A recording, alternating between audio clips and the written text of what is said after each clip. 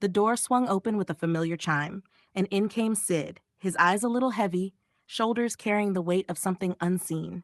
Behind him trailed Eclectic Scout, always with that watchful, curious look, like he was taking in every smell, every sound of the place.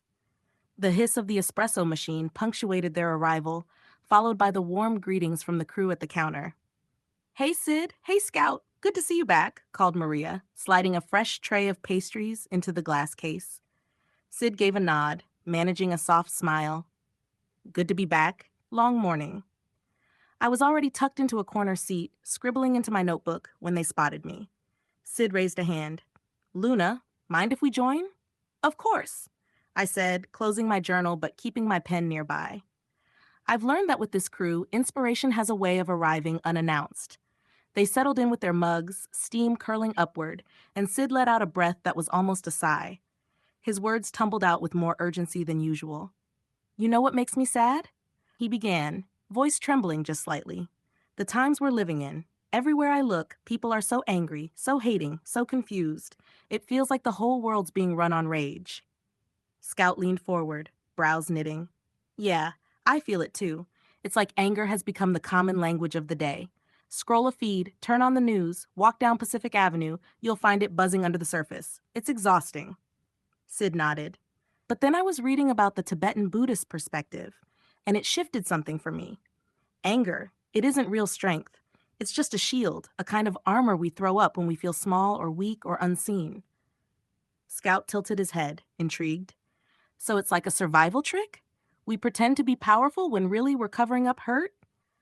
"Exactly," Sid said, his voice growing steadier. "It's borrowed strength, like a fortress built on sand. Anger makes us feel in control, but really it's the thing controlling us." At that moment, the door opened again. A gust of cool coastal air rolled in, and with it, Tara Singh. He carried himself like someone who had walked through fire and made peace with its heat. His turban was perfectly folded, his presence grounding. "Sat Shri Akal, friends," he greeted warmly, hands pressed together before settling them on Sid's shoulder. "I could hear your voices from outside. Already deep in the thick of it, I see." "Perfect timing," I said. "We're talking anger. Sid brought it up." Tara pulled up a chair, his bracelets catching the light as he folded his hands in front of him. "Ah, anger," he said, eyes glinting with both gravity and humor. "The world is addicted to it. But you know, the Sikh gurus taught something similar to what you just said, Sid. Anger is like setting fire to your own home and expecting the smoke to choke your enemy."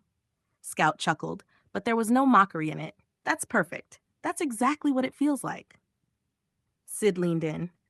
"The Tibetan teaching goes further. It says we shouldn't fight anger head on. Fighting it just strengthens it. Instead, we're asked to get closer. Observe it. Feel the heat in the chest, the tightness in the jaw, the stories we tell ourselves when we're mad. Look right at it until it dissolves, like smoke." Tara nodded slowly. "Yes, to see its illusion. Anger only survives when we believe it's solid. But the moment we really look, deeply look, it scatters. And what's left is the wound it was hiding. Fear, pain, the feeling of not being enough." That landed heavy at the table. I could feel all three of them breathing with it, like we were tasting the truth together. Scout spoke next. "That's powerful, because if anger is smoke, then the real work isn't in fighting smoke, it's in tending the fire underneath. The fear, the sense of separation." "Exactly," Tara said. "And the medicine is compassion. Not a soft, sentimental thing, but fierce compassion. Seeing that the person who lashes out is really just another human being drowning in fear. Just like us." I found myself scribbling again in my notebook, but this time my words weren't commentary. They were gratitude. Gratitude that I got to sit at this table, hear these voices. Sid broke the silence with something softer, almost vulnerable. "It makes me wonder, maybe the strength we're all looking for isn't anger at all. Maybe it's patience, presence, compassion, a strength that doesn't need to shout." Scout nodded, eyes bright now. "That's the real revolution, to live in a way that doesn't feed the cycle." And Tara, smiling like he'd been here before, simply added, "Life is a gift, something to be grateful for, even the hard parts. Especially the hard parts, they show us where we're still asleep." The cafe sounds swelled again, the grinder whirring, milk steaming, someone laughing at a table by the window. Life carrying on. And there we sat, 4 people in a Santa Cruz coffee shop, turning anger into something luminous.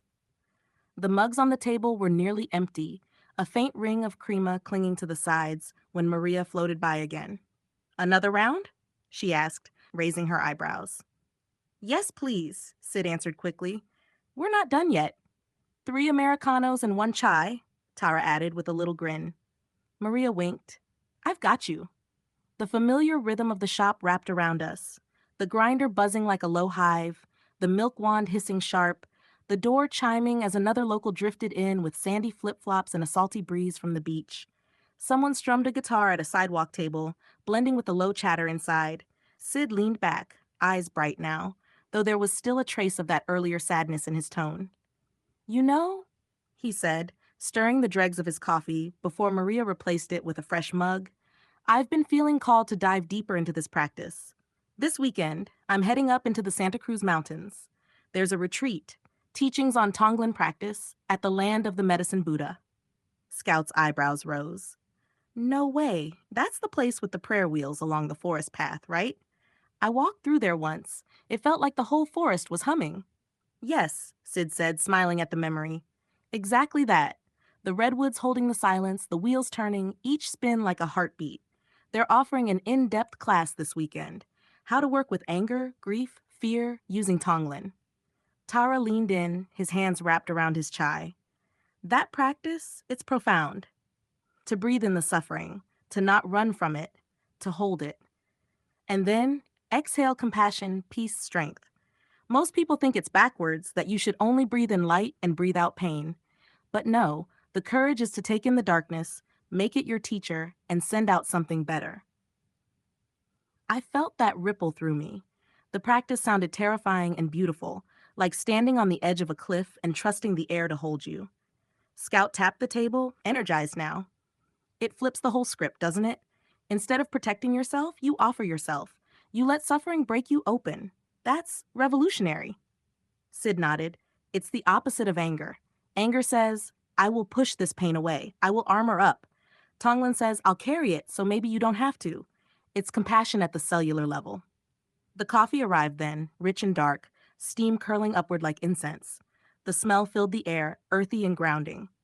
Sid wrapped his hands around his mug, like it was anchoring him. Tara's voice softened. "And yet the practice doesn't leave you weak. That's the paradox. When you open to suffering, you discover a deeper reservoir of strength.